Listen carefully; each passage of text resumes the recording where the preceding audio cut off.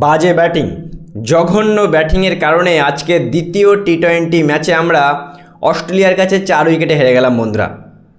ভারতীয় দল প্রথমে ব্যাটিং করে 125 রান করে। ভাই, এটা কোনো রান?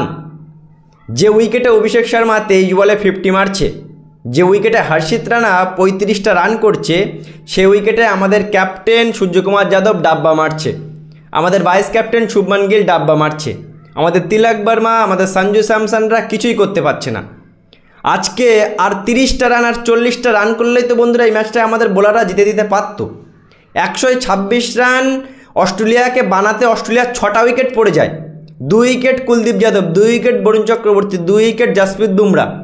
বোলাররা এত অসাধারণ পারফরমেন্স করলো, আর 30টা রান যদি ভারতীয় ব্যাটসম্যানরা করতে পারত, তাহলে এই টি-20 ম্যাচটা তো আমরা জিতে যেতে পারতাম।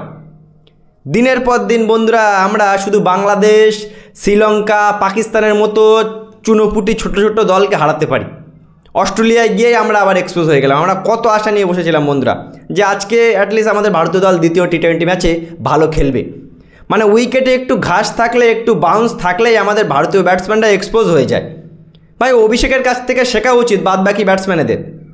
অভিষেক শর্মা যে কঠিন উইকেটে 23 বলে 50 মারছে, 270-এর উপরে স্ট্রাইক রেট, সেই উইকেটে আমাদের বাদবাকি প্লেয়াররা আসছে আর যাচ্ছে। কি বলবো বন্ধুরা, আজকে একটা জিত ম্যাচ ছিল, আর 30টা রান আমাদের ব্যাটসম্যানরা করতে পারলে আমাদের বোলাররা জিতে দিতে পারতো। ভাই, অস্ট্রেলিয়ার এই 126 রান মানে 125 রান চেস করতে তাদের 6টা উইকেট পড়ে গেছে। তাহলে ভাবো, আর 30টা রান যদি আমাদের ব্যাটসম্যানরা করতে পারতো, তাহলে আমরা ম্যাচ জিতে যেতে পারতাম।